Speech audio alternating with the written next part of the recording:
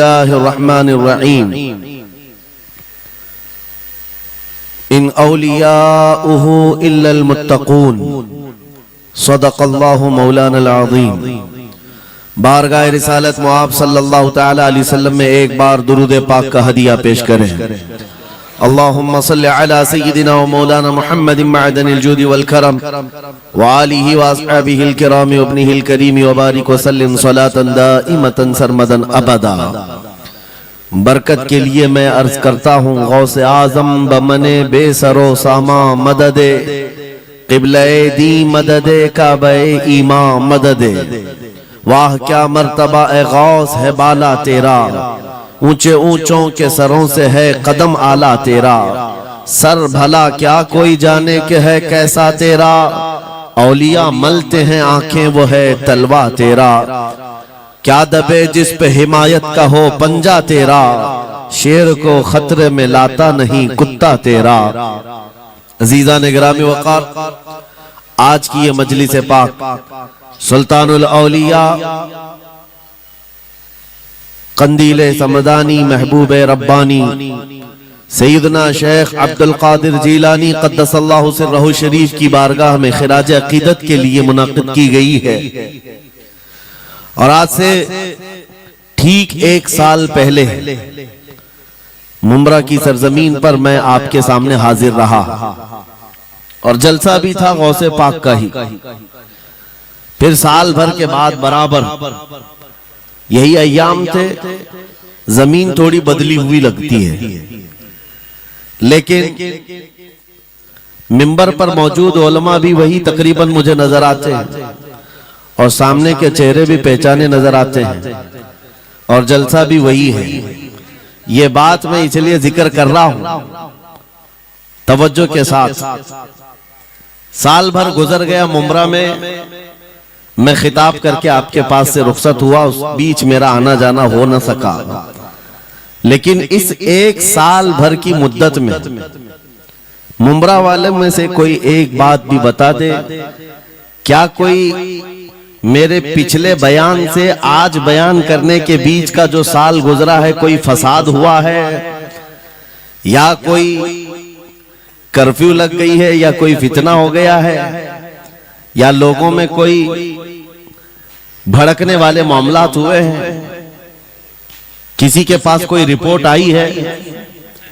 और अगर नहीं है तो मैं ये बात खास तौर पर डिपार्टमेंट वालों से कह रहा हूं, जिनको हमारा नाम ले लेकर के ही इतना डराया गया है कि जलसा होते ही उनके हाथ पैर अलग अंदाज में रखते हैं, कि उनको ऐसा लगता है कि ये मौलवी आएगा अभी भड़काएगा और मुंब्रा में पूरी आग लग जाएगी। मियां साल भर पहले की रिपोर्ट भी आपके पास है, साल भर पहले भी इसी जगह से खिताब हुआ और आज फिर खिताब करने आए हैं। उनसे मैं कहता हूं, कच्चे कान न रखें, अच्छी रिपोर्ट लिया करें, अच्छी रिपोर्ट लिया करें। हम गौसे आजम के दरबार के कुत्ते हैं, हम फितना व फसाद मचाने या आतंक और दहशत फैलाने नहीं आते। हमको जो बोलना होता है वो खुफिया सुरंगों में नहीं, खुले मैदान में बोलते हैं। हमारी कोई खुफिया मीटिंगें नहीं होती, ढकी छुपी प्लानिंग नहीं होती। गौसे पाक के दरबार के कुत्ते हैं, खुले आम बोल रहे हैं, इसलिए कि आला हज़रत अज़ीमुल बरकत इमाम अहले सुन्नत मुजद्दिद वक्त अपने वक्त के अबकरी आलिम दीन है। लेकिन उनका भी हाल ये था कि वो डंके की चोट पर बोलते थे और लिखते थे, और फिर अपनी निस्बत पर ये फख्र भी करते थे कि मेरी किस्मत की कसम खाएं सगाने बगदाद, बगदाद के कुत्ते मेरी किस्मत की कसम खाएंगे। आला हज़रत फरमाते हैं, मेरी किस्मत की कसम खाएं सगाने बगदाद, अरे हिंद में रह के भी देता रहूं पहरा तेरा। हम हिंदुस्तान में है, गौसे आजम के दरबार का पहरा दे रहे हैं, लेकिन साहब किसी को तकलीफ है तो मैं उनको एक बात बता दूं, थोड़ी बहुत आवाज हमारी ऊंची होती है इसलिए कि जिस दरबान के हम कुत्ते हैं उस तरफ अगर कोई उंगली उठाएगा भौंकेगे नहीं, फाड़ खाने की भी ताकत रखते हैं। मेरे अजीजों, कुत्ते का काम ही है वो दरबान के दरवाजे पर होता है और वो निगरानी के लिए है। हमारी जुबानें नबी करीम सल्लल्लाहु अलैहि वसल्लम की इज्जत के लिए रखी गई है। हमारी जुबानें, हमारी जिंदगियां अल्लाह के वलियों की हिमायत के लिए रखी गई है। और अगर उनकी हिमायत में ना बोले तो फिर क्या धोती कुर्ते वालों के लिए बोलेंगे? बात सिर्फ इतनी है कि स्टेज उधर भी लगते हैं, इधर भी लगते हैं। आप चापलूसी किसी और की करते हैं और हम तारीफ किसी और की करते हैं। आप माल के पीछे भागते हैं और फिर आप मौजूदा हुकूमत जो भी मौजूद है उसके सिक्कों पर और उनके ओहदे पर और उनके मनसब पर देख करके आप बात करते हैं। लेकिन अल्हम्दुलिल्लाह हम फकीरों की आदत ये है, हम बरसों पुराने आबा व अजदाद से गौसे आजम के ही दरबान, उनके ही गुलाम है। इसलिए कि हमने ये सुना भी है और पढ़ा भी है, हमारे यहाँ निस्बत पर फख्र किया जाता है। और कैसी निस्बत पर? अरे हमारे वक्त का मुजद्दिद जब इस बात पर फख्र करता है, या गौस तुझसे दर, दर से सग और सग से है मुझको निस्बत। ये भी नहीं कहा डायरेक्ट गौसे पाक आपसे डायरेक्ट मुझे निस्बत है, ये नहीं कहा, बल्कि या गौस आपसे आपके दरबार को निस्बत है, आपके दरवाजे से आपके कुत्ते को निस्बत है और आपके कुत्ते से मुझ अहमद रजा को निस्बत है। तुझसे दर, दर से सग और सग से है मुझको निस्बत। मेरी गर्दन में भी है दूर का डोरा तेरा, और इस निशानी के जो सग हैं नहीं मारे जाते। क्या बेहतरीन फार्मूला दिया है डरने वालों के लिए ही आला हजरत ने कहा, जो खौफ खाया करते हैं खौफ न रख रजा जरा तू तो है अब्द मुस्तफा। आला हजरत फरमाते इस निशानी के जो सग हैं नहीं मारे जाते। सग फारसी लफ्ज है और कुत्ते को कहते हैं। कौन सी निशानी वाले सग नहीं मारे जाते? जिस कुत्ते के गले में पट्टा होता है उसको नहीं पकड़ा जाता। म्युनिसिपैलिटी की गाड़ी भी आती है कुत्तों वाली, वो इंजेक्शन मार के जाते हैं या कुत्तों को पकड़ के ले जाते हैं। बहुत कुत्ते अगर आवारा हो गए कंप्लेंट करो, कुत्तों को उठा ले जाएंगे। लेकिन उन उठा ले जाने वाले कुत्तों में अगर एक भी बेल्ट वाला आया तो छोड़ देंगे। क्यों? ये पट्टा बताता है इसका कोई मालिक है, ये आवारा नहीं है, किसी का पाला हुआ है। पट्टा बताता है इसका कोई मालिक है। और आला हजरत फरमाते हैं हमारे गले में कादरी पट्टा पड़ा हुआ है और इस निशानी के जो सग हैं नहीं मारे जाते। हश्र तक मेरे गले में रहे कादरी पट्टा तेरा। गौसे पाक का ये निस्बत का पट्टा पड़ा हुआ है। ये अल्हम्दुलिल्लाह हमें बहुत सारी चीजों से महफूज रखता है। हमें जाहिर सी बात है आज इसी बात पर फख्र भी है। लोग मौलाना साहब कह रहे हैं हक बात कहना इस जमाने में नहीं, हर जमाने में दुश्वार रहा है, हर जमाने में दुश्वार रहा है। लेकिन ऐ नौजवानों, अगर तुम्हें अपनी निस्बत पर यकीन है कि मेरा पीर गौसे आजम जैसा है, मेरी निस्बत मुस्तफा करीम सल्लल्लाहु अलैहि वसल्लम से है, तो फिर खौफ किस बात का, डर किस बात का? इसीलिए हम डंके की चोट पर बोलते हैं, क्यों दबे जिस पे हिमायत का हो पंजा तेरा, शेर को खतरे में लाता नहीं कुत्ता तेरा। अजीजा ने गिरामी वक़ात, आज सुल्तानुल औलिया गौसुल आजम की बारगाह में हम खिराज अकीदत पेश करने आए। जो बातें मैं अर्ज कर रहा हूं वो गौर से सुने। करामात ये औलिया इकराम की जिंदगी का हिस्सा है, अल्लाह की तरफ से उन्हें दिया गया। करामत क्या है? ऐसा मुहय्यरुल अक़ूल काम, अक्ल को हैरत में डाल देने वाला काम जो आम इंसान नहीं कर सकता, आम इंसान की अक्ल में ना आए। अल्लाह के वली से सादिर होने वाला ऐसा कोई काम, उसको करामत कहते हैं। लेकिन करामत औलिया इकराम की विलायत को साबित करने के लिए जरूरी नहीं। औलिया इकराम की विलायत को साबित करने के लिए करामत नहीं दिखाई जाती, शरीयत पर इस्तिकामत ये विलायत की अलामत है। अगर वो मजबूती के साथ हर जमाने में अपने दीन पर जमा हुआ है, वो अल्लाह का वली है, वो अल्लाह का वली है। आज भी हमारी कौम औलिया को ढूंढने पर लगी हुई है। सुनो, अल्लाह का वली ढूंढना चाहते हो तो ढूंढने के लिए निकलते हैं और पीछे पड़ जाते हैं, देखते हैं ये ठोकर मार करके सोने का सिक्का निकाल सकता है कि नहीं निकाल सकता है। औलिया को इन्हीं बातों पर आज भी लोग परखते हैं। सोचते हैं कि अभी बाबा आसमान पर उड़ेंगे तो मैं समझ लूंगा अल्लाह के वली हैं, पानी पे चल के दिखाएंगे तो मैं समझ लूंगा अल्लाह के वली हैं, मैं यहीं बैठा हूं अचानक मेरे पास पैसों का थैला खोल के दे दें अल्लाह के वली होंगे। यानी तुम एक जगह बैठे रहो, हलवा खिलाने वाले बाबा जिसको तुम समझोगे अल्लाह का वली है। मेरे अजीजों, ये जो चीजें तुम समझ बैठे हो अल्लाह के वली के लिए, ये जरूरी नहीं, बल्कि ये देखो कि वो नबी पाक की शरीयत पर कितना कायम है, मेरे नबी के रास्ते पर कितनी मजबूती से जमा हुआ है। मैं आपको पूछता हूं, सैयदुल शुहदा इमाम अली मकाम इमाम हुसैन आजम से बढ़कर अल्लाह का वली कौन? अल्लाह का वली कौन है? सारे औलिया कराम की निस्बत वहां जाकर खत्म होती है। उस हुसैन आजम को देखे करबला के मैदान में अपने बच्चों की कुर्बानी के सामने भी जमे रहे, डटे रहे, करामत का इजहार नहीं किया, शरीयत पर इस्तिकामत लोगों को दिखाया।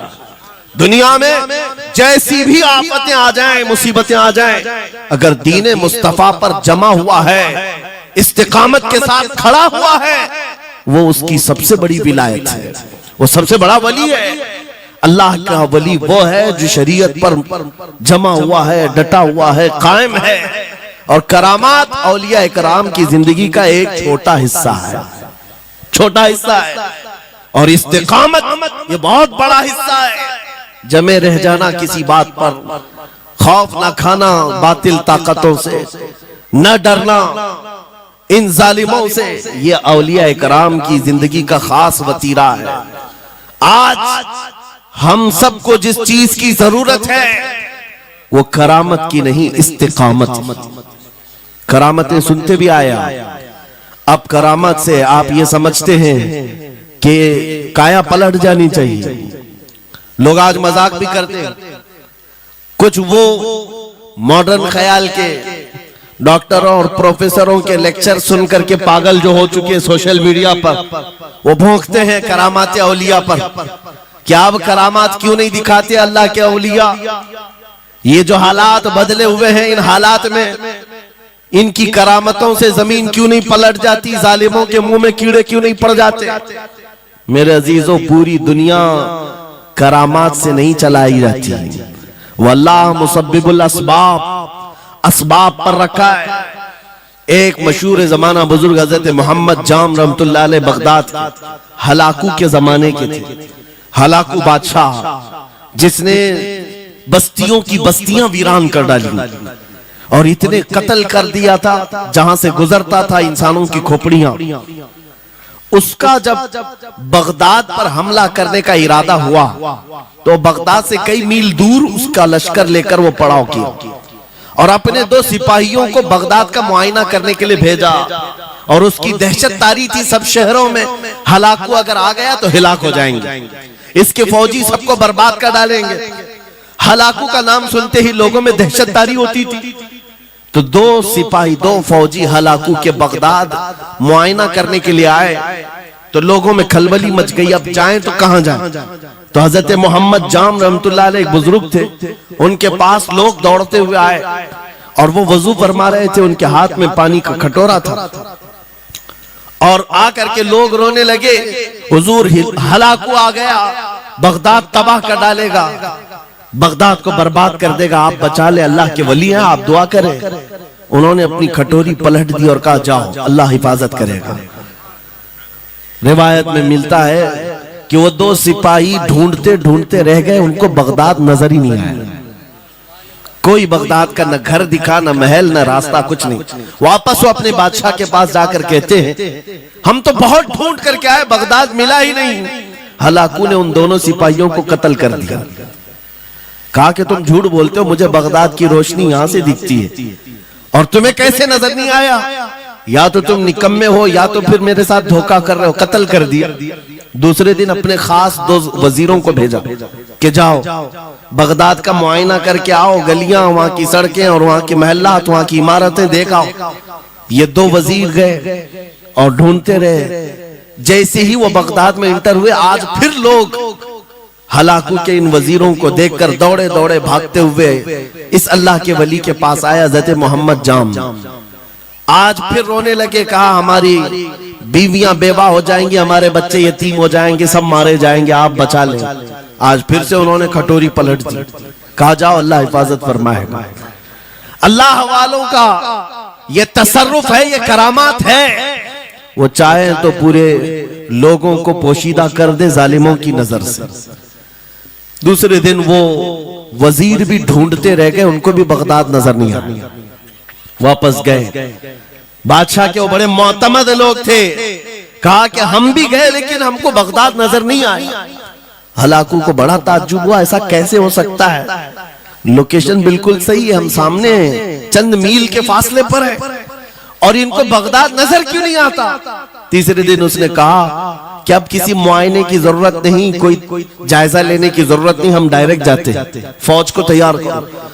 पूरी फौज को लेकर के जब तैयार होकर वो बगदाद के सरहद पर आकर खड़ा हो गया, उसके जंग का बिगल बजा और तबाही के आवाजें आने लगी, तो आज लोग फिर दौड़ते हुए हजरत मोहम्मद जाम के पास आए और उनसे रो रो कर गिड़गिड़ाने लगे, कहा आज तो आफत आ गई, बड़ी बला आ गई, तवज्जो से सुनना मेरे अजीजों, आज आप अगर ना बचाएं तो सब तबाह हो जाएंगे, बर्बाद हो जाएंगे।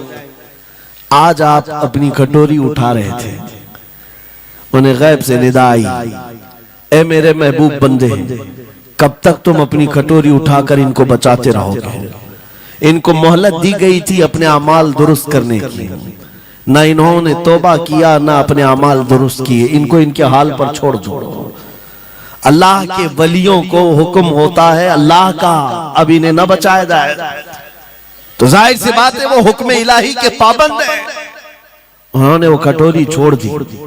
फिर हलाकू दाखिल हुआ बगदाद में और ऐसी तबाही मचाई थी कि पूरे बगदाद की सड़कों में सिर्फ खून ही खून था, तबाह बर्बाद कर दिया, ईंट से ईंट बजा डाली।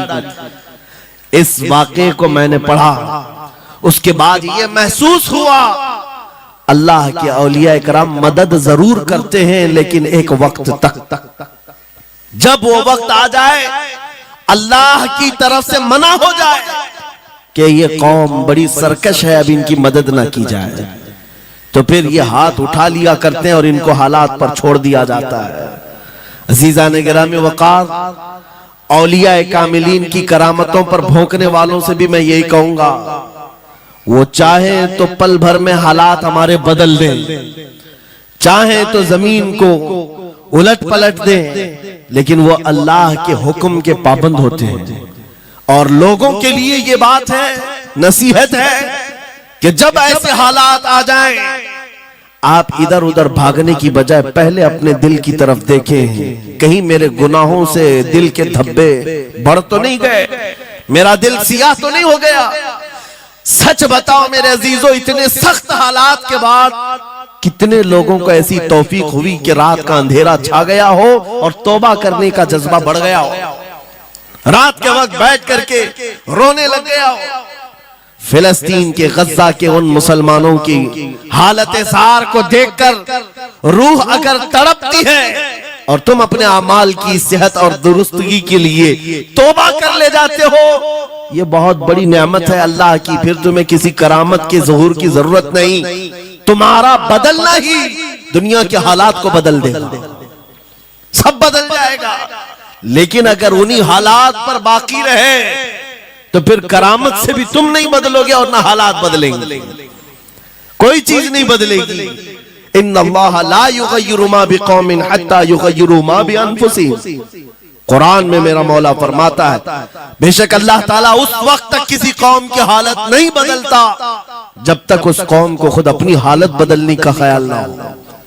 हम अपनी जानिब से शुरुआत करें और फिर हालात खुद बदल जाएंगे, हालात खुद बदल जाएंगे। सरकार सैयदना गौसे आजम अब्दुल कादिर जीलानी रदी अल्लाह तआला अन्हु जिस हाल में बगदाद तशरीफ लाए थे, उस जमाने को याद करें, उस जमाने को याद करें। वो ऐसा जमाना था कि उस वक्त हक बोलना एक जुर्म हो गया था। शिया नवाज खलीफा मौजूद थे, हजरत अबू बकर हजरत उमर का नाम लेने पर भी मस्जिद के दरवाजे पर कोड़े मारे जाते थे। ये वो हालात थे, उलमा की जुबानें गंग थी, बोल नहीं पाते थे, खुतबा क्या देना है वो बिल्कुल स्क्रिप्टेड, जो खलीफा वक्त चाहे बस उतना ही। आज जैसे सऊदियों के यहाँ ये रिवाज है, बादशाह की हिमायत में और बादशाह जैसा चाहे वैसी मस्जिद का मौलवी भी बोलता रहे। शरीयत क्या कह रही है, मेरे मुस्तफा करीम सल्लल्लाहु ताला अलैहि वसल्लम की तालीमात क्या कह रही है, इससे क्या सरोकार। बस उतनी बातें करो जितनी उनके बादशाह की हिमायत की। ये दौर गौसे आजम के जमाने का भी था। उस वक्त हक बोलना एक बहुत बड़ा जुर्म था, उलमा को कोड़े मारे जाते थे। आपको पता है उसी बगदाद में सिर्फ एक हक बात का ऐलान करने की वजह से इमाम अहमद बिन हंबल को 300 कोड़े मारे गए थे। उनकी पीठ झुक गई थी, उनकी रीढ़ की हड्डी टेढ़ी हो गई थी। कोड़ा किसको कहते हैं, कोई रस्सी को नहीं, चमड़े का वो बेल्ट जिससे वो मारते थे तो जिस्म की चमड़ी लग करके आ जाती थी। 100 कोड़े में तो आदमी मर जाता था, कोई बच गया। 300 कोड़े खाए उस इमाम की बात कर रहा हूं जिसको मेरे नबी की 5 लाख हदीसें याद थी। वो इमाम अहमद बिन हंबल इतने बड़े इमामुल हदीस कोड़े खाते थे तो किस बात पर, सिर्फ हक बात का ऐलान बरसरे पैकार करते थे, सबके सामने करते थे। उन्होंने कोई बादशाह की रियायत नहीं की, उन्होंने ये नहीं देखा कि ये क्या चाहते हैं, बल्कि हमेशा ये देखा कि मेरे नबी की शरीयत क्या चाहती है। मेरे अजीजों, यही बड़ी करामत है। गौसे आजम की बड़ी करामतों में से करामत ये है, उस जमाने में आप बगदाद तशरीफ लाए जब हालात ऐसे थे कि हक बोलना दुश्वार था, और आप जब मस्जिद के मिंबर पर खड़े होकर ऐलान करने लग गए, हैबत ऐसी तारी थी कि कोई आपको रोक ना सका, और आपकी ये हक्कानियत की तबलीग फैलती गई। शुरू में 10 लोग, फिर 20 लोग, फिर 100-200, फिर 1000-2000। गौसे आजम ने चंद महीनों में जो खुतबात दिए, आपके खुतबात का आलम यह था कि फिर 70,000 का मजमा बराबर सुनने के लिए आया करता। और गौसे आजम का ये खुतबा एक नहीं, हजारों खुतबात हैं। जब जब आप खुतबा देते थे, एक बात याद रखें, जुबान अगर पाक हो और अल्लाह की नबी पाक की शरीयत ताहिरा बोलती हो, उस जुबान में बला का असर होता है, अल्लाह करीम की तरफ से असर डाला जाता है। हक बात अगर बुलंद आवाज से कहो, ये मत देखो कि मैं कौन हूं, ये देखो कि कलाम किसका है। अल्लाह करीम लोगों के दिलों पर बात डालता है।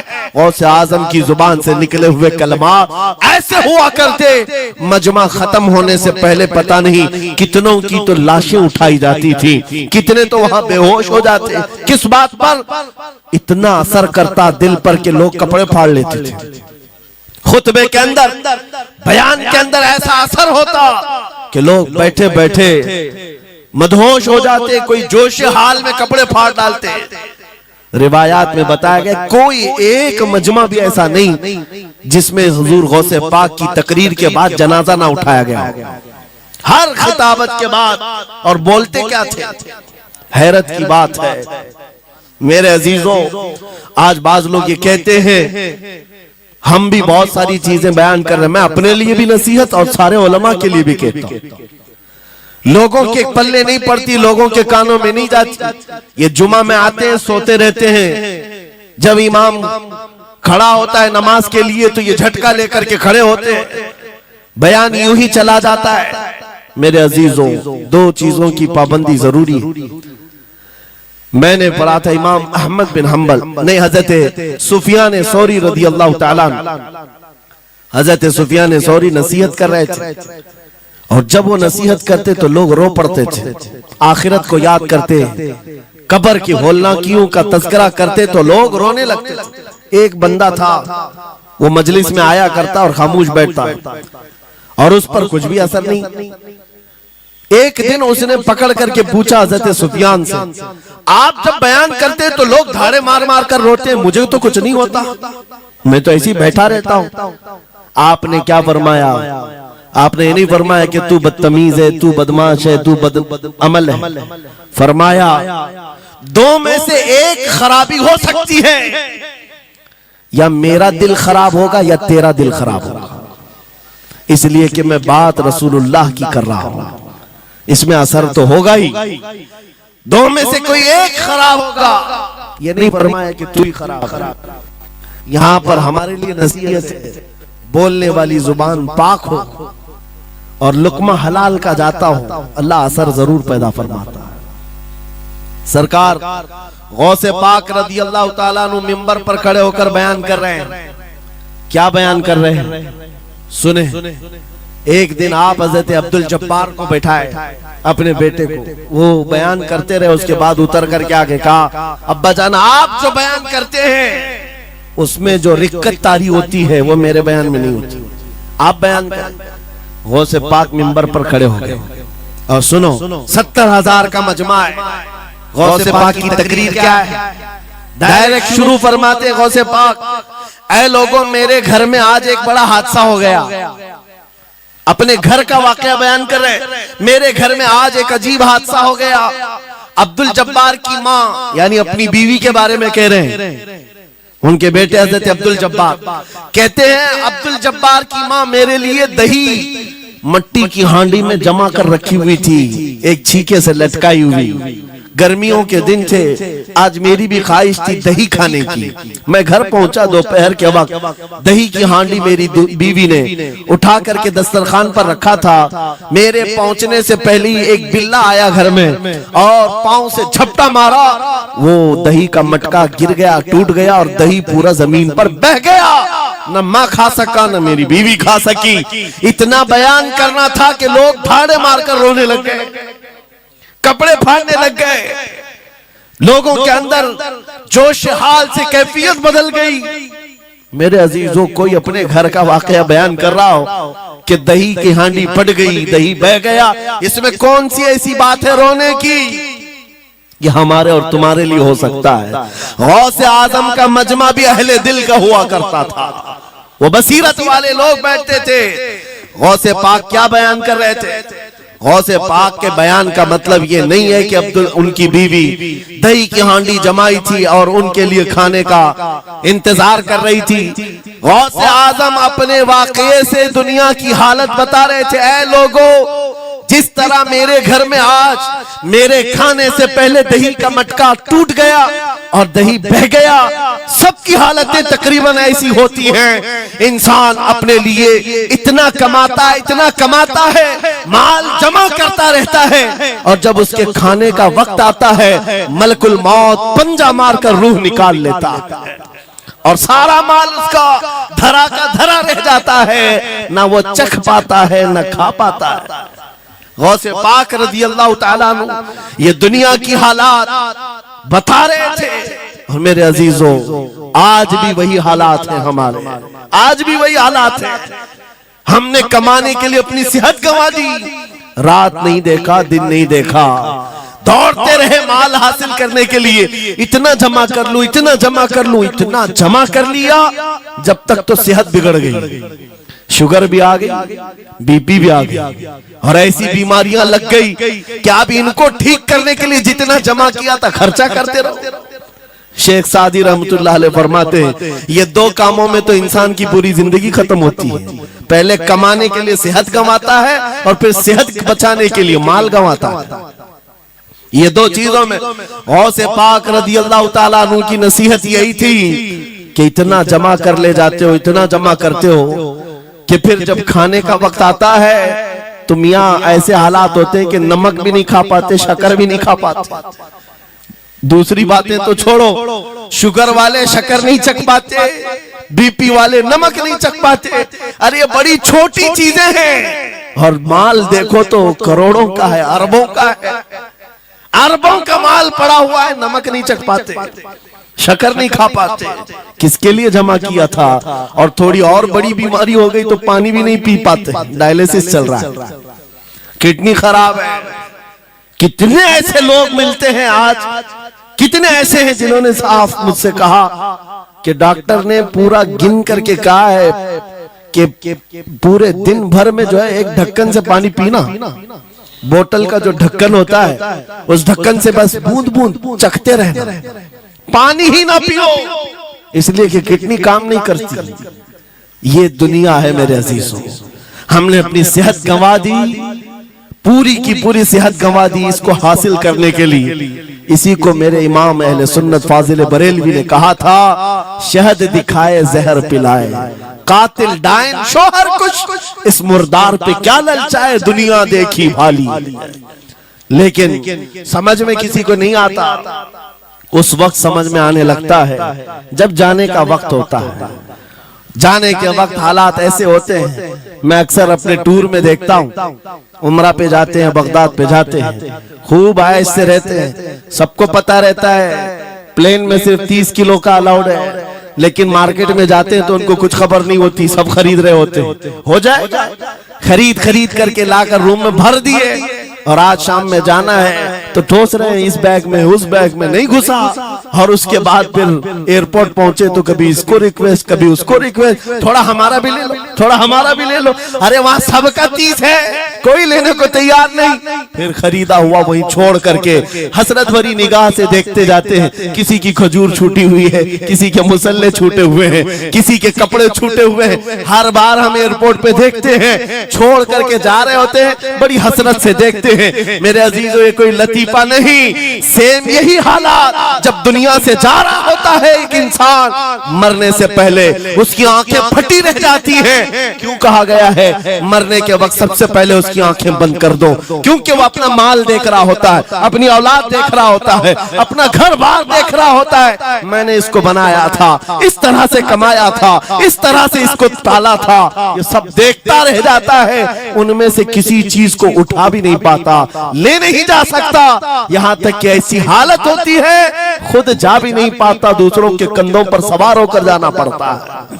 ये दुनिया की हकीकत। गौसे पाक की तालीमात अगर पढ़ते रह जाओ मेरे अजीजों, तसव्वुफ का एक ऐसा किला है।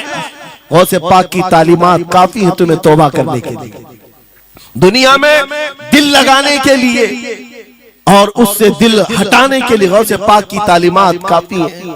आपने फरमाया था दुनिया में ऐसे रहो जैसे कश्ती समंदर में चलती है।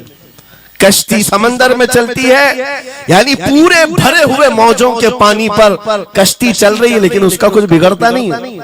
हाँ, अगर पानी कश्ती के अंदर आ गया तो फिर कश्ती के लिए खतरा है, डूब जाएगी। तुम दुनिया में ऐसे ही रहो कि तुम्हारे अंदर दुनिया ना आए। तुम दुनिया में हो, तुम्हारे अंदर दुनिया ना आ जाए। अगर तुम्हारे अंदर दुनिया घुस गई तो डूब जाओगे, फिर यहां से निकल नहीं पाते। मौलाना रोम इसी की मिलती जुलती बात कहते हैं मसनवी शरीफ में। जलालुद्दीन रूमी फरमाते हैं, एक चूंटी को देखा, शहद का एक कतरा जमीन पर गिरा हुआ है। शहद का कतरा चिपकने वाला होता है, यानी उसके अंदर गम होता है। चूंटी करीब से आई, एक चुस्की ली, शहद को चखा और जाने लगी। फिर आई, पेट कहां भरता है चूंटी का मीठे से। अरे शहद तो पानी में भी रखो, ऊपर से आके गिरती है, और शहद खाना है उसको। और दूसरी तरफ से आई, फिर गई, पेट नहीं भरा, चारों तरफ से उस कतरे को चाट चाट के गई। मौलाना रोम फरमाते हैं, फिर चूंटी के दिल में ख्याल आया, मैंने हर तरफ से तो शहद को चक्कर देखा, टेस्ट एक ही है, बीच कतरे में कैसा टेस्ट होगा? कतरे के बीचों बीच शायद अलग टेस्ट होता है। तो चूंटी ये सोच करके कतरे के ऊपर चढ़ गई, जो शहद का कतरा था उसके ऊपर चढ़ गई। कहा ऊपर चढ़ करके मैं चुस्की लूंगी इसकी और चखूंगी। और जब चढ़ गई तो उसके सारे पैर हाथ उस पे चिपक गए। चूप तो लिया, शहद खा तो लिया, लेकिन वापस आने का कोई रास्ता ही नहीं था। सारे हाथ पैर उस शहद के गम में चिपक गए। चूंटी की उसी कतरे में मौत हो गई। मौलाना जलालुद्दीन रूमी फरमाते हैं, इंसान यही करता है, माल कभी इधर से कमाता है, कभी उधर से कमाता है, हर जगह से देखता है, सारे टेस्ट ले लेता है, बाद में बड़े बड़े लोगों को देखता है, अरे नेताजी तो बड़े बंगले में, वहां कैसा ऐश होता होगा, कोई उस रिजॉर्ट में है, वहां कैसी मस्तियां होती होंगी, वहां भी जाकर देख लूं। ये वहां भी यहाँ भी करते करते घुस जाता है और दुनिया में ऐसा मसरूफ होता है, उसकी मौत आ जाती है, तौबा की मोहलत नहीं मिल पाती, उसी दुनिया में फंस जाता है। मेरे अजीजों, गौसे आजम की तालीमात ये हैं, दुनिया में ऐसे रहो जैसे कश्ती समंदर में रहती है, तुम्हारे अंदर पानी ना आने पाए। अगर तुम्हारे अंदर आ गया तो डूब जाओगे। इन तालीमात पर अमल करते हुए आज हम हालात देख सकते हैं। जितनी चीजों ने हमें बिगाड़ा है आज, वो दुनिया की मोहब्बत है, वो दुनिया की मोहब्बत है। मेरे आका सल्लल्लाहु अलैहि वसल्लम का एक फरमान मैं सुनाता हूँ, अबू दाऊद शरीफ की हदीस है। वो आज के जमाने में अगर मैं आपके सामने बयान करूं तो ऐसा लगे हमारे लिए ही बयान हुआ है। रसूल करीम सल्लल्लाहु अलैहि वसल्लम फरमाते, यूशकु अन तदाअ अलैकुमुल उमम कमा तदाअल अकिलतु इला कुसअतिहा। करीब एक जमाना तुम पर आएगा, तुम देखोगे कि सारी जमातें मेरी उम्मत पर टूट पड़ेंगी। ऐसे टूट पड़ेंगी जैसे भूखा बर्तन पे झपटता है, भूखा आदमी जैसे बर्तन पे झपटता है, ऐसे मेरी उम्मत पर सारी कौमें झपट पड़ेंगी। आज वही तो हालात है, आज वही हालात है। सबका टारगेट हम ही है, सबका निशान हम है। सहाबा ने पूछा उस वक्त, यौमइदिन नहनु मिन किल्लतिन या रसूल अल्लाह, ऐ अल्लाह के रसूल उस जमाने में हमारी तादाद कम होगी, ऐसा क्यों होगा कि सारे लोग हम पर झपट पड़ेंगे? नबी पाक फरमाते हैं, वलाकिन्नकुम कसीरून, नहीं तुम तो बहुत ज्यादा होंगे उस वक्त, गुसाअन का गुसा इस्सैल, लेकिन तुम्हारी हालत समंदर के झाग की तरह होगी। यानी समंदर का कफ झाग जो होता है हवाओं से उड़ जाता है, तुम्हारी हालत ऐसी होगी। तादाद तो बहुत होगी, लेकिन छोटी छोटी चीजों से बिलबिला करके भागने वाले लोग, ये प्यूरिटी नहीं रह जाएगी। फिर सहाबा ने पूछा, या रसूल अल्लाह सल्लल्लाहु अलैहि वसल्लम, ये ऐसी चीज हमारे अंदर क्यों आएगी? मेरे आका फरमाते हैं, वजह दो ही होगी। दो चीजें जब तुम्हारे दिल के अंदर आ जाए तो अल्लाह ताला तुम्हारे दिलों से, तुम्हारे दिलों के ऊपर काफिरों का, दुश्मनों का रौब डाल देगा। तुम डरते डरते जीने लग जाओगे, खौफ के आलम में जीने लग जाओगे। वो दो चीजें क्या है? मेरे आका फरमाते हैं, हुब्बुद दुनिया व कराहियतुल मौत, दुनिया से बेइंतहा मोहब्बत करने लगोगे और मौत से भागने लगोगे। मौत से तुम्हें नफरत हो जाएगी, डरने लग जाओगे। ये दो चीजें जब तुम्हारे अंदर आ जाए, तुम्हारे दिलों पर काफिरों का रौब डाल दिया जाएगा, दुश्मनों का खौफ डाल दिया जाएगा। क्या ये दो चीजें आज हमारे अंदर आ गई? है नौजवान, दुनिया में ऐसे मस्त हो गए, हर एक को अपनी मसलहत है। मेरी दुकान कैसे चलेगी, मेरा बिजनेस कैसे चलेगा। मौलाना तो तकरीर करते हैं, ये बोलते हैं इनको कुछ हो गया, हमारे बच्चों का क्या होगा। ये सारी मसलहतों की बातें मैं सुन सुन करके पक गया हूं। बहुत सारे लोगों को तो ये लगता है इनके साथ मत बैठो, वरना कल को पकड़ के ले जाएंगे, तुम्हारा भी नाम आ जाएगा। बहुत सारे स्टेज पर उलमा के हालात पर अभी तो चल रहा है। जिस दिन कोई टारगेट पर आए, इधर उधर बैठने से भी डरने लगे। इनके ऊपर इतने केस हैं, बाजू बैठने वालों की भी हालत खराब हो जाएगी, हमारा भी नाम ना आ जाए। मेरे अजीजों, ये सब गीदड़ भपकियां हैं, तुम्हारे ईमान का इम्तिहान। मैं तो यही कहता हूं, हमारे साथ कोई मामला नहीं। वही बात मैं कहता हूं जो अकबर इलाहाबादी ने कहा था, रकीबों ने रिपोर्ट लिखवाई है जा जा के थाने में कि अकबर नाम लेता है खुदा का इस जमाने में। यही रिपोर्ट लिखवाते हैं जा जा करके। हमारी भी जहां रिपोर्ट लिखी हुई होगी, बात यही होगी कि ये रसूलुल्लाह का नाम लेता है और उनके नाम पर लोगों को बात करता है, यही रिपोर्ट होगी। और इस बारे में हम कभी डरते नहीं। मैं आपको बताऊं, उत्तर प्रदेश में वहां के हालात तो पता है, बिल्डोजर की हुकूमत चलती है। लेकिन मेरे अजीजों, एक मौलाना साहब ने कहा, आपके साथ जलसे में बैठकर मैं लब्बैक लब्बैक के नारे लगा रहा था, दूसरे दिन मुझे थाने बुला लिया और फिर मुझे बहुत ज्यादा मामलात हो गए। कहा कि मौलाना तुम ही नारे लगा रहे थे। आप लोग ना डरे इंशाअल्लाह। यहां पर तो उन्होंने मुझसे कहा, मैं कहा क्या हुआ, फिर कुछ हुआ? कहा हमसे कह रहे थे केस हो जाएगा, हालात बिगड़ जाएंगे, खराब हो जाएंगे। मैंने कहा फखर करो मौलाना इस बात पर, दुनिया चोरी करके थाने जाती है और तुम नबी का नाम लेकर जा रहे हो, कौन सा मसला है?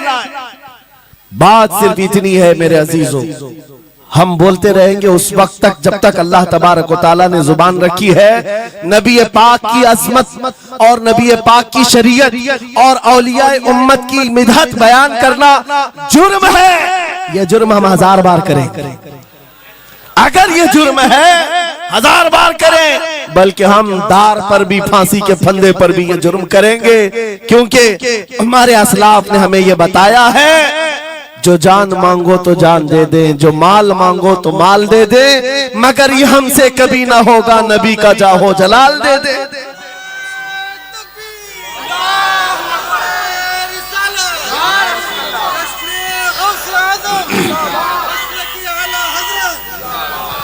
खामखा बेचारे हमारे रिश्तेदारों को डरा करके रखे लोग, पुलिस वाले हजरात को कुछ लोग रिपोर्ट लिखवा कर डरा करके रखे हुए। मैं आपको बता रहा हूं, एक साल में तकरीबन 170 के करीब जलसे करके आए। किसी एक जगह की भी रिपोर्ट निकाल करके बताओ कि हमने कहीं फसाद करवाया, हमने कहीं पर लोगों में माहौल बिगाड़ा हो, या पब्लिक भड़क करके एक दूसरे के जंग करने पर आई हो, कहीं नहीं। अगर कौम को, सोई हुई कौम को बेदार करना तुम्हारे नजदीक भड़काना है, तो ये भड़काना तो बहुत अच्छा है मेरे अजीजों। हमारा काम सिर्फ इतना है, हम उन नौजवानों से बात कर रहे हैं जो अपने नबी के फिदाई हैं, जो अपने नबी के आशिक हैं, और हम सिर्फ उस लौ को और बढ़ाना चाहते हैं जो इनके सीनों में जल रही है। इनके सीनों में किसी और की नहीं, मेरे मुस्तफा के मोहब्बत की शमा है। अगर वो मध्यम है, हम उसको तेज करना चाहते हैं। बस मेरे नौजवान से मेरा मुतालबा सिर्फ इतना ही है, किसी की जय विजय क्यों पुकारे, क्या गरज हमको, हमें काफी है सैयद अपना नारा या रसूल अल्लाह, हमें काफी है सैयद अपना नारा।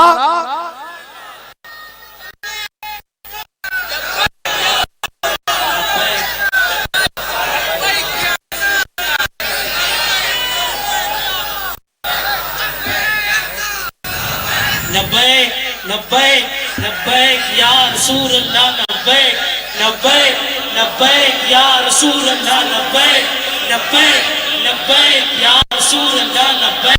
तवज्जो,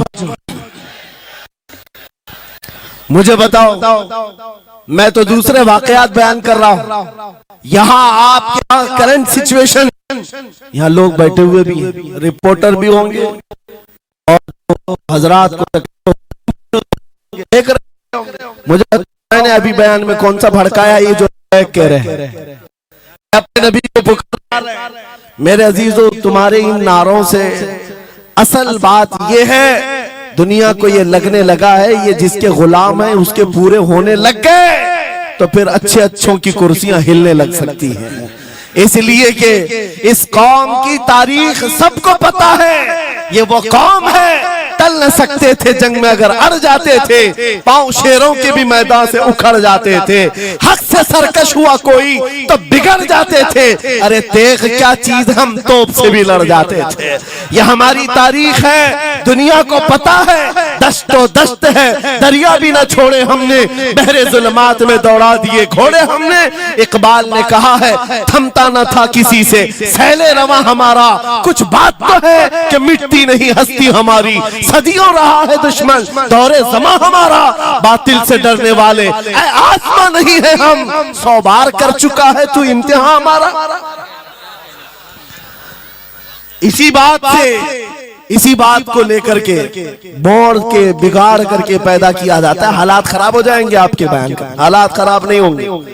ईमान अगर मजबूत हो जाता है तो हालात खराब कभी नहीं होते, हालात खराब नहीं होते। आज ऐ सुन्नी मुसलमानों, गौसे पाक रज़ी अल्लाह ताला अन्हु की निस्बत अगर कामिल है, यही बात सुन लो, वक्त खत्म होने को आ गया, मैं अपने वक्त पर समेट लूंगा। आप मिंबर पर खुतबा दे रहे हैं, उलमा भी तवज्जो करेंगे क्योंकि ये भी मिंबर पर खुतबा देने के लिए खड़े होते हैं और जुमा में मस्जिद पर माइक लेकर के बयान करते हैं आधा घंटा पौना घंटा।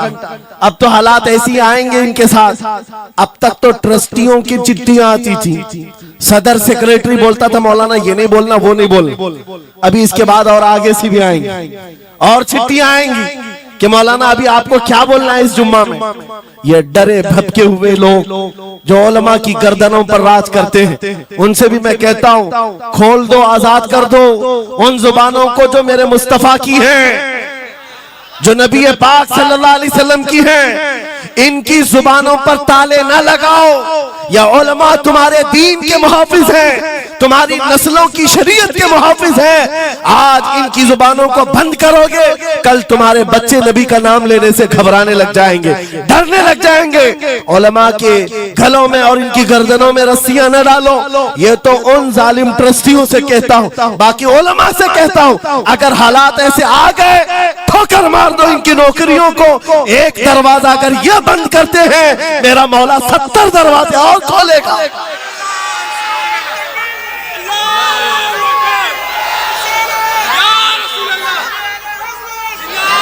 सुनो गौसे पाक रज़ी अल्लाह ताला अन्हु किस बात से डरते थे। गौसे पाक का खुतबा बयान करने वाले मौलवी हजरात उलमा सुने, गौसे पाक किससे डरते थे। उनको डराने वाला कोई ट्रस्टी था, कोई हाकिम था, बल्कि हालात ऐसे थे। एक बार खिताब कर रहे हैं मजमे में, बहुत बड़ा मजमा है, खिताब के बीच दरमियान अभी वाज हो रहा है। एक काला सांप गिर गया आपके कंधे पर, सांप गिर गया और गिरा ही नहीं, गिर करके फिर वो आपके गले के अंदर से दाखिल हो गया, आस्तीन में आया, आस्तीन में आया और फिर इधर आया। वो लौट लौट करता रहा। लोग जो मजमे में बैठे थे उन पर हैबत तारी थी, वहशत तारी थी। कोई जगह छोड़कर इधर उधर हो रहा है, लेकिन गौसे पाक का कदम डगमगाया नहीं, ना जिस्म के अंदर कोई हरकत हुई। आपका बयान कंटिन्यू जारी रहा, उसी तरह जारी रहा। वो सांप कभी आपके सामने आया, कभी इधर आया और घूम फिर करके वापस चला गया। बयान आपका मुकम्मल हुआ। लोग खड़े हुए पूछते रहे, या सुल्तान अल औलिया सय्यदी शेख अब्दुल कादिर जिलानी, आपके साथ ये जो माजरा हुआ, ये सांप इतना खतरनाक था, देख करके हैबत तारी थी और आप अपना बयान कंटिन्यू जारी रखे हुए थे, ये क्या माजरा है। गौसे पाक फरमाते हैं वो सांप तो मुझसे कह रहा था, ऐ अब्दुल कादिर तुझसे पहले 70 औलिया को भी मैंने ऐसे ही आजमाया है, 70 उलमा को मैंने ऐसे ही आजमाया है और आजमा कर चला गया। गौसे पाक क्या फरमाते सुनो, ऐ लोगो तुम मुझसे पूछ रहे उससे डरता था या नहीं डरता था, बात सिर्फ इतनी है, मैं उस कादिर का बंदा अब्दुल कादिर हूं, उस कादिर का बंदा अब्दुल कादिर हूं। मेरे उसकी कुदरत पर ऐसा यकीन है, अगर मौला ने मेरी मौत लिखी है तो ये काले सांप से क्या चूंटी से भी हो सकती है, और अगर मौत नहीं लिखी इस तरह के 1000 सांप मेरे गले में आए, मेरी मौत नहीं आ सकती। मेरा उसकी कुदरत पर यकीन कामिल है, इसलिए मैं उसका बयान कंटिन्यू रखा, जारी रखा। आज मैं यही कहता हूं, ऐ सुन्नी मुसलमानों और इन उलमा से भी, अगर हमारी मौत लिखी है छोटे से हादसे से भी हो सकती है, और अगर नहीं है तो वक्त का प्राइम मिनिस्टर भी तुम्हारी गर्दन पर पैर रखे, मौत नहीं आ सकती, क्योंकि कादिर मुतलक मेरा रब्बुल आलमीन है। वक्त का बादशाह भी तुम्हारी गर्दन पर तलवार रखे नहीं आ सकती। आपको पता है चंगेज की तारीख, चंगेज एक जालिम बादशाह गुजरा, बहुत बड़ा जालिम, जिसके सर पर 50 लाख लोगों के कत्ल का इल्जाम है। 50 लाख इंसानों का कत्ल मामूली है उस जमाने का चंगेज, और वो मुल्क के मुल्क फतह करते हुए निकला था। एक जमाना ऐसा था मेरे अजीज, घोड़े पर बैठा हुआ चंगेज कुछ लोगों को, मुसलमानों को गिरफ्तार करके मैदान में खड़ा किया है और जल्लाद को बुलाया कि एक साथ सबकी गर्दनें उड़ाने लग जाओ। वो कितने लोग थे? 3 सफों में खड़ा किए हुए थे लोगों जिनका कत्ल होना था, लाइन से खड़े हुए हैं, सब अपनी अपनी बारी का इंतजार कर रहे हैं। जल्लाद तलवार लेकर आया और जब पहली सफ वालों को कत्ल करने लगा, वो गर्दनें उड़ा रहा था। एक बूढ़े मियाँ पहली सफ में खड़े थे, वो जल्दी से दूसरी सफ में चले, पीछे पीछे वाली सफ में गए। बादशाह चंगेज घोड़े पर बैठा हुआ खिलौने से खेल रहा है और ये मंजर भी देख रहा है और हंस रहा है। बूढ़ा यहाँ से उधर चला गया, पहली सफ का काम तमाम, पूरे कत्ल हो गए। दूसरी सफ में जब कत्ल का ऑर्डर आया तो जल्लाद फिर गर्दनें उड़ाने लगा। दूसरी सफ दूसरी लाइन को कत्ल करने लगा जल्लाद। ये बूढ़े बाबा जो है तीसरी सफ में चले गए। पीछे और एक सफ थी, यहां से बचकर तीसरे में चले गए। दूसरी सफ भी उड़ गई। उसके बाद बादशाह चंगेज कहा मार करके कहने लगा, बाबा जी अब तो इसके पीछे कोई सफ नहीं, ये तीसरी थी, अब कहां जाओगे? बूढ़े मियां ने सर झुकाकर कहा, अब भी मेरा अल्लाह है। ये यकीन होता है, जहां तक बचना है बच लेंगे, और जब नहीं है, बाबा जी ने कहा अब भी अल्लाह है, हो सकता है। उस चंगेज ने कहा कि उड़ाओ अब इनकी गर्दनें।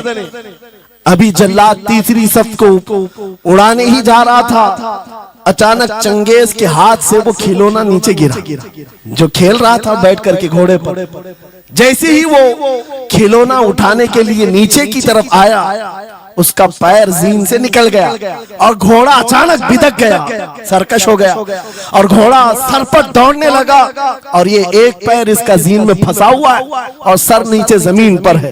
अब घोड़ा दौड़ता गया, पता नहीं कितने पत्थरों से इस बादशाह का सर टकराता रहा।